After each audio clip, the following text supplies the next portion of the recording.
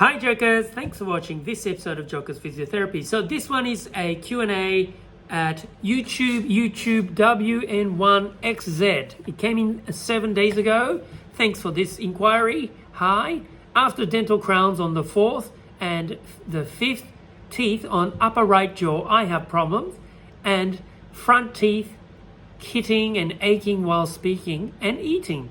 I'm sorry to hear that. This is such a common thing I hear when people walk through my door, and it's obviously it's happening for the first time for you, but it is quite common, and it is definitely in the hands of the right people guiding you through. This will resolve.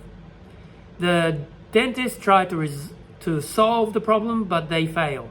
The lower jaw keeps sliding right, and the upper right jaw seems to be dropped. I'm not sure what this means, because the upper jaw doesn't move. The only part that moves in the jaw joints are the lower part of your teeth. The upper teeth are fixed onto the facial bone called zygoma, so they don't move. All right, so I think it's probably how it looks to you, yeah. Anatomically, the only part that moves in the jaw is the lower jaw called the mandible. And therefore the mandible, lower teeth are the only one that moves. Do you think the problem is with jaw or the crowns? All the issues appeared after the crowns. So yes, possibly it's the crowns, but dentists do this obviously all the time, as in putting the crowns. So they're good at what they do, and if they've actually assessed it, it's most unlikely that it is the crown height is different or whatever. Most likely, but who knows? I'm not dentist, and I'm not there to assess you. So you need to seek your own professional help, face to face or online, individual. Okay, individual help is the foundation. But in general, I'm going to talk in general about what most likely is happening for using this case from YouTube WN1XZ. Now, when the crowns 4th and the 5th went in, I don't know if it was in one go, in one appointment, or in 2 appointments with few days apart or a week apart, who knows. These are important information. So without that, this is just a general thing, but from what you're describing, most likely you had your mouth open for quite some time, possibly used the block, which means your jaw was already stiff to start with, so that the dentist had to use the block so that the mouth can stay open with your muscles in a relaxed state. Anyway, what happens is, if you already had some stiff jaw from previous injuries or previous procedures, then that jaw, which is in this instance sounds like the right jaw, disc inside the jaw joint may have moved out and didn't come back in, so that the right side clashes more, the jaw shifts slightly over to the right, so possibly the disc stayed out. And for that, it may be that the right jaw joint is stiff. Then you need to do a couple of things. One is to try and stretch the jaw joint gently so that the disc may go back, so that the height between the right side jaw, left side jaw become equal, so that the teeth tend to touch at the same time, rather than, because this is shorter, because disc moved out, thickness has been reduced, so it clashes, the teeth clashes, the bottom teeth clashes the top teeth earlier on the right. Sorry, maybe this is your left, but what I meant is, so let's say this is the right teeth, left teeth, because the right disc has moved out, thickness reduced, so it clashes earlier, teeth clashes earlier to the upper teeth, yeah, as you close. And because that causes the torsion as well, you may get front teeth on the right clash earlier. And that's my guess, but you've got to seek your own assessment. But if that's the case, you can do some stretches specifically to loosen the right side gently to get more mobility. Therefore, the disc may be able to go back in. Once the disc goes back in, you may hear or may not hear a pop, click, pop, crack, but you will notice immediately that the height difference will reduce to normal. So your teeth touch at the same time, like simultaneously. So each time you chew or talk and bring your teeth together, when you swallow and have your teeth together, it doesn't do clunk, clunk, clunk, clunk. It will just come contact simultaneously to the top teeth, yeah?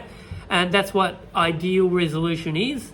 You also want to loosen the jaw joint over time by doing some exercises, and that will all help to equalize the mobility, flexibility in the jaw joints.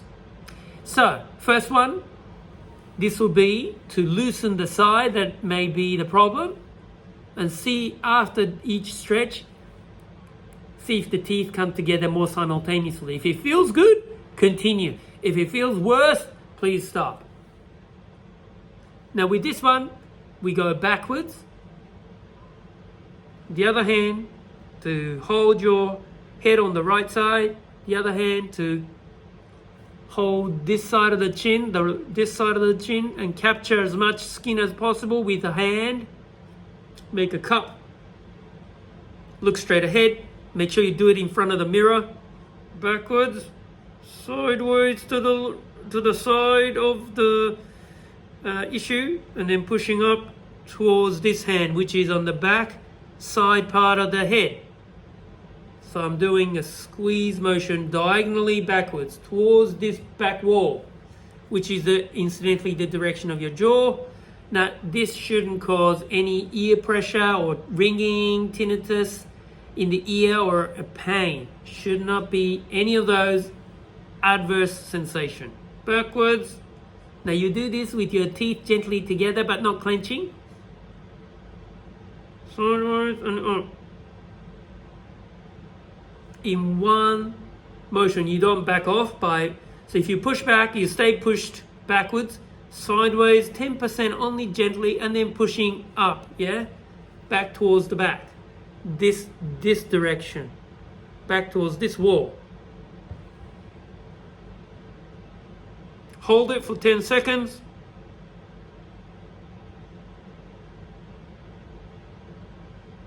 Nine, 10. Back off. Do they touch even? How do you feel? YouTube WN1XZ.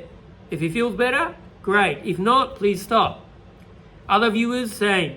If it feels better, please try. Shouldn't be painful. Shouldn't be feeling worse.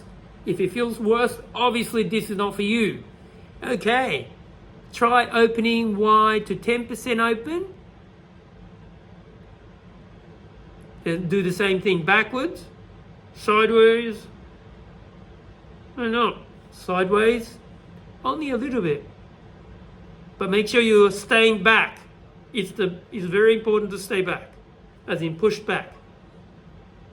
Don't take the pressure off. Sideways and up. 4, 5, 6, 7, 8, 9, 10. Feels better? Okay, continue to, let's say, 20%. Back. Side only a little bit and up. 2, 3, 4, 5, 6, 7, 8, 9, 10. Okay. Clash, clash, clash. If it feels better, if it feels like your teeth are contacting more evenly throughout the right and the left, front and the back teeth, front teeth, they seem to feel like they're coming together simultaneously and feeling better, great. You can try and continue doing this gently, and only gently, but repeat it often to ensure that it doesn't clash again on one side and start to feel like one teeth or a couple of only few teeth are clashing and then starts to feel achy. Obviously that means only few teeth are coming in contact and receiving absorbing a lot of force through there.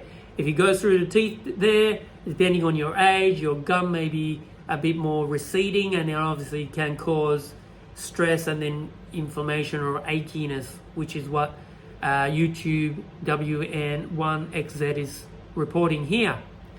So if nothing is wrong after the crowns, but you feel like your teeth are clashing and it's after the crowns being put in, during the procedure, the disc may have gone out or changed in stiffness, that changed the mechanics of your lower jaw, lower teeth, then these stretches may help. I hope this was helpful for you, YouTube WN1XZ, and please let me know how it feels. I'm gonna send this video's link to YouTube WN1XZ and give me feedback. And I hope this is helpful for other people who are watching this, whose teeth are clashing after procedure for the teeth for crowns and things like that, while they had their mouth open for a sustained period and possibly something happened to the jaw joint. It's like doing a calf stretch. Can you imagine doing calf stretch for 30 minutes continuously, or 30 minutes but intermittently, but for 30 minutes continuously, with say, every 5 minutes you have a break for 10 seconds, close your mouth, and then you open your mouth wide again. Can you imagine doing the 30-minute calf stretch, even 30 minutes? If you had the two crowns put in at in the one appointment, or even 2 appointments 1 week apart, can you imagine doing half hour, an hour stretch with obviously breaks in between, but for almost an hour, 1 week apart? Do you think you can run well or walk well straight after? I don't know. It's not like a gentle stretch. It's like almost like a full calf stretch for an hour, half an hour, 45 minutes with the breaks, but repetitively in a short period of days and week. Okay, let me know what you think in the comments down below, and please subscribe for future videos, anything to do with the jaw, and send us some questions. Okay, thank you for watching this episode of Joker's Physiotherapy, and happy rehab. Cheers!